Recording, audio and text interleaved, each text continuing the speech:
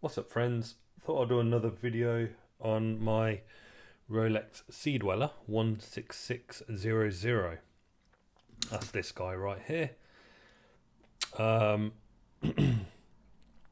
just gonna keep it quite casual. I'll do this because I enjoy doing it. It's just for the fun, and hopefully you guys can get a little bit out of this as well. So I'm just gonna do kind of a couple of things I like, a couple of things I don't like about the watch. And I'll try and pick out the little things that generally we don't really get to hear about. So first off is the actual case. I actually like the case. I think it's quite elegant. The light plays off it really well.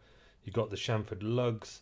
The lug to lug distance, I don't know if it's that way or that way, but we'll go with that way, is perfect. It's not too long, it's not too short, it's in proportion with the rest of the watch and the case itself. So yeah, the case is elegant. It's got more of a tapering to the actual lug, where if you see the newer versions like this guy here, they're a lot more slab-like. They're just straight and chunky. Okay, so this one just has a bit more elegance to it. Staying on the case, the crown. So I enjoy, and I actually particularly like, let's bring that into focus, how straight that crown is. It is perfectly straight there, and equally the case back, the crown is straight, pointing towards the crown. So I don't know if that was done deliberately back in the day, whether they actually took a lot more care in doing that. But nowadays I've had watches, even the GMT, the crown isn't particularly straight. But even when I look at the latest iterations of the Sea Dweller with the writing on the case back, the crown won't particularly be there. It might be up towards 11 o'clock, it might be over at 2 o'clock. But yeah, it's just randomly, ooh, there's another crown there. So I didn't realise there was a crown there. And is that in line with, no it's not. Okay, so there's a bit of a flaw, but that, not really a deal breaker, but it almost seems like that is in line with that crown, but whatever. So yeah. So yeah, straight crown. So crown guards as well, back onto the case and the lugs. I prefer the elegance of the thinner crown guards. Just a bit more pointy, a bit more slim. But yeah, it's all about the elegance. I guess all of that works together. And even when you look at the case, the further away you look at it, let's just pop the bracelet in, it almost looks like a slab. It's got that squareness to it, and even when you're wearing it on the hand, that is quite eye-catching. But equally, you can see that it's not a distinct square. It is, you've got the lugs and then you've got the bracelet that fits on to the case. So you can see the individual parts, but equally, it's just how the kind of the light plays with it, how the eyes interact with it, and cognitively, like your brain kind of just, sometimes you look at it a little bit differently than other times. You might take a glance at it and you'll be like, "Ooh, it's very square," and then you take a glance at it and then it's very elegant and it's very rounded. The jangly bracelet, I particularly like that. It reminds me of a more simpler time, a more golden time. It is quite robust. Okay, so no mistake, that's not going anywhere. That is quite a strong bracelet. It's a lot lighter than, I'm guessing it's a lot lighter than the Jubilee, but it's also a lot lighter than the current version of the Oyster. It's brushed finished. It does play with the light a little bit. It just depends on what light conditions you're in. If you're in a dark room, then no, it's not going to play with the light. There is nothing for it to be played with. But even that, the clasp, to me, to my eye, it looks nothing like the bracelet. It just looks like a clasp with some lines going through it. It's almost like brickwork to me. It doesn't look like a continuation. Even when you pop that together, it does not look like a continuation of the actual. Or maybe there it did a little bit, but you know, again, how my eye glances at it, no, it doesn't. It is a very robust clasp. Do not think of it as flimsy. It is absolutely not. It has proven the test of time, so it is going to last. So with these little pieces here, the bits that actually clip into, so the way this works is that the notch there will kind of sit almost about 60-70% onto the I don't know what that part's called, but onto that piece there. And then I'm guessing there's a bit of friction in this butterfly part here, and then as you press down, that part just clips onto there, and that is not coming out. I'm putting quite a bit of force onto that, and there. Okay, it does require some force, so let's just see if I can get a better view of that. No, my camera's not going to let me. So just there, and it just clips on right there. Okay. So it is very, very well made. That part there, it can be quite sharp against the skin. I wouldn't say it's sharp like it's going to cut yourself, but it's definitely not refined like the newer pieces. You know, there's a lot more care and attention on this. But on this one, again, there must be care and attention, but it's not going to cut you, but it is sharp against the skin. And you can also see the thinness of the bracelet. That will tuck in. So you can just about see right there. It actually tucks in, and you do have a bit of bracelet gap just there. And that is for this part to fit into. So that will fit snugly into that. And then both of those pieces will. So technically, that part there, the sharp bit that I mentioned before, actually sits above the skin on the wrist. So this flat is now the piece touching your wrist, just there. Okay, so no matter, you could probably see that scuff right there, and that is literally from that fold over clasp. But no matter what Rolex you get, there's going to be two areas that you need to expect you're going to get scratches immediately. Okay, so one will be literally where that fold over clasp goes. That's if your watch has a fold over clasp.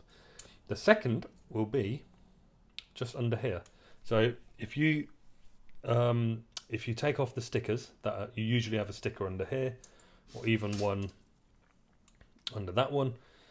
But the first parts that are going to scratch are the bits that, maybe not on this one because it's a little bit of a different setup, but you will get these links here. You will have the where that the clasp brushes over onto the edging of the bracelet. Okay, so I like the aluminium insert. This actually looks very elegant. Okay, I actually wore this to the gym. Okay, and you probably call me crazy, but you know, I like to use my watches. I wore this to the gym, and in particular that bezel and the deepness. So that dial, okay, these Rolex dials, these lacquered dials, they almost look like, so you can sit and look very closely you won't be able to see the surface of the dial. So that's the easiest way I can describe it. You can't see the surface of the dial. It almost looks like a black pit. You're actually looking into a black pit. That's how well these dials are. So even with this one, I mean, you can see there is a dial there, but when you're looking at the black of it, you can't see. Like that, we can tell there's a surface right there. Okay? That surface of the dial, you cannot tell it's the dial, it's just a black pit. So it just looks like you're looking down into a black hole. And that is so cool. Looking at it in particularly in the mirrors in the gym, you know, that bezel just looked a lot deeper. The light play off the knurling on the bezel is absolutely incredible. I know it's just steel, but it kind of looks almost diamond-esque when the light plays off it. And sometimes if you are driving your vehicle and it's summer, then if the sun is shining off that, you will see the light play, and it kind of reflects like a disco ball on the roof of the car, or on the ceiling of the car. So equally, you know, when you are in nice light lit up conditions, that will play with the light. So it's mostly polished on the surface, but then the actual knurlings are brushed, and the grains go from top to bottom, and then the bottom part is also brushed.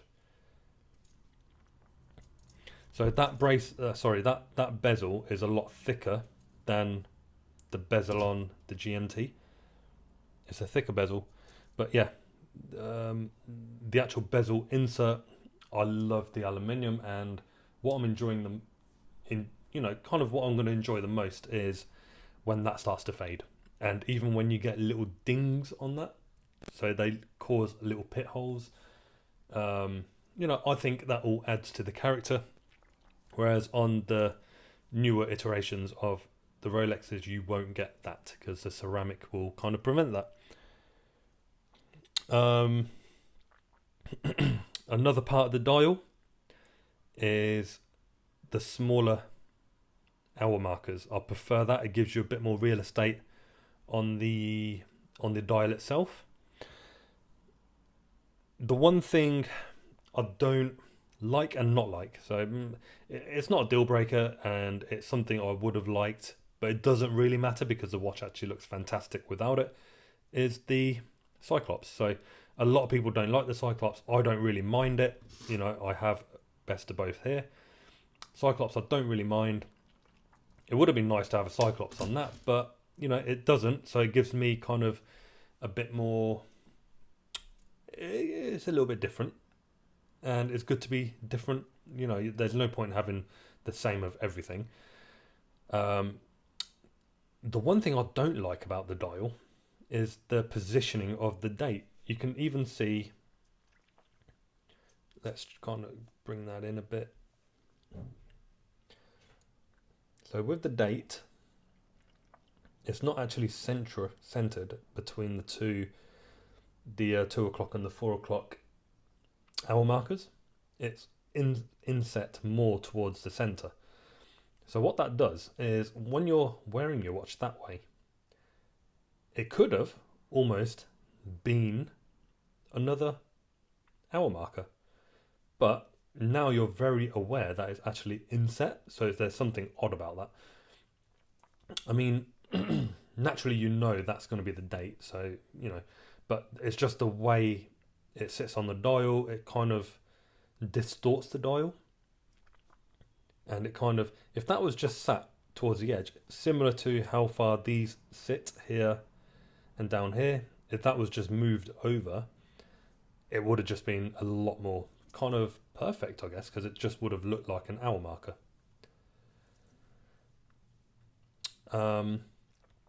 The other thing I don't like is the 2 baton hour markers. I think it just would have been nicer if they were all, apart from that 12 o'clock, if they were mostly just the round. Okay, just gives it a bit more character, I guess.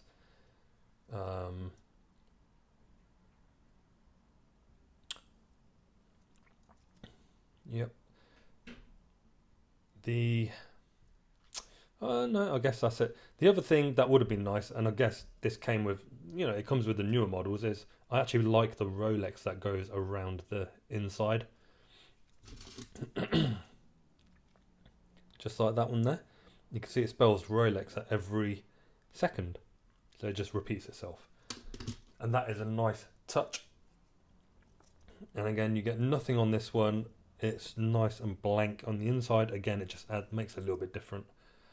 And I love that protruding sapphire crystal.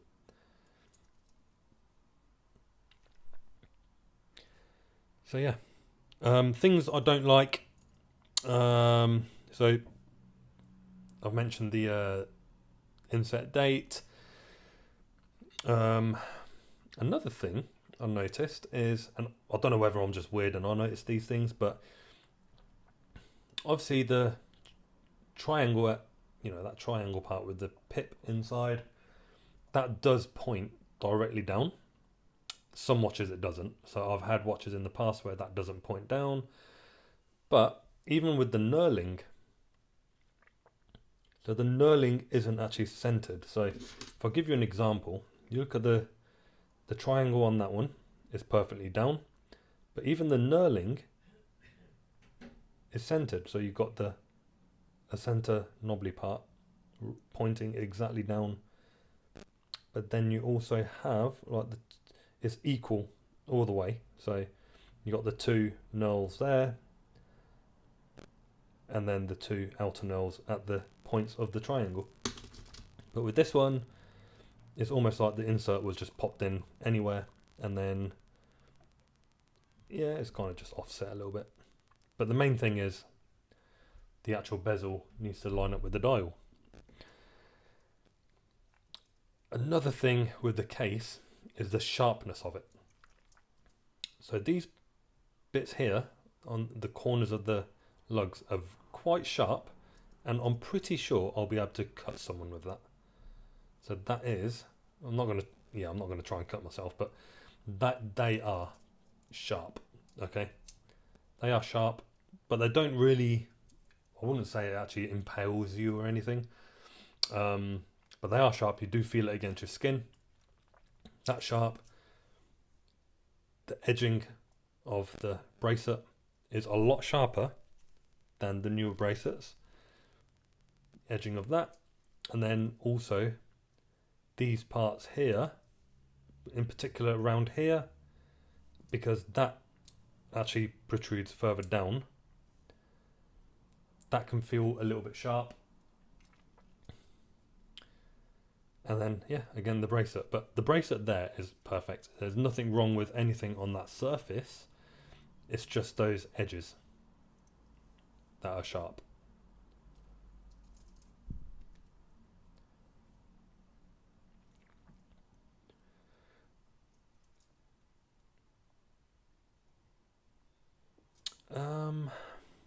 I don't really, I don't really take notice much of the helium escape valve.